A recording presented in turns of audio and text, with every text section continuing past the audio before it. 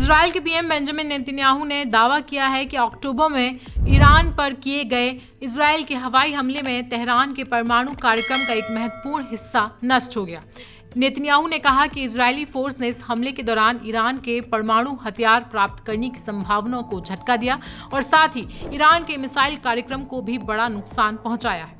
यरूशलेम पोस्ट के मुताबिक बेंजामिन नेतन्याहू ने कहा कि 26 अक्टूबर को किए गए हमले में ईरान के परमाणु कार्यक्रम के एक महत्वपूर्ण घटक को नुकसान पहुंचाया गया था। हालांकि उन्होंने इस घटक की पहचान नहीं की। नेतन्याहू ने आगे कहा कि आईडीएफ ने इस सफल हमले के बावजूद ईरान के परमाणु हथियार बनाने की राह पूरी तरह से बंद नहीं हुई।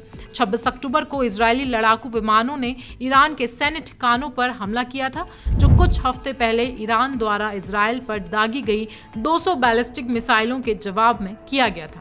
नेतन्याहू ने यह भी उल्लेख किया कि इस साल अप्रैल में जब इजरायल ने ईरान पर हमला किया था तो उसने तेहरान के पास स्थित रूसी एयर डिफेंस सिस्टम S-300 की 4 में से एक बैटरी को नष्ट किया था और अक्टूबर में किए गए हमले में बाकी 3 बैटरियों को भी नष्ट कर दिया गया। इसके साथ ही ईरान की बैलिस्टिक मिसाइल उत्पादन क्षमता और ठोस ईंधन उत्पादन क्षमता को भी गंभीर नुकसान हुआ, जो लंबी दूरी की मिसाइलों में उपयोग किए जाते हैं। नेतन्याहू ने कहा कि इजरायल की ईरान के परमाणु कार्यक्रम को विफल करने या नष्ट करने की क्षमता का परीक्षण किया जाएगा।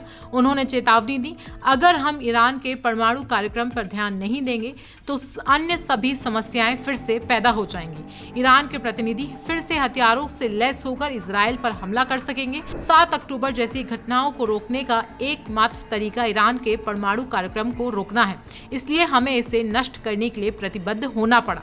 मालूम हो कि इजरायल और ईरान के बीच तनाव कई सालों से जारी है, जो 2022 अक्टूबर में गाजा में इजरायल के हमले के बाद और भी ज्यादा बढ़ गया।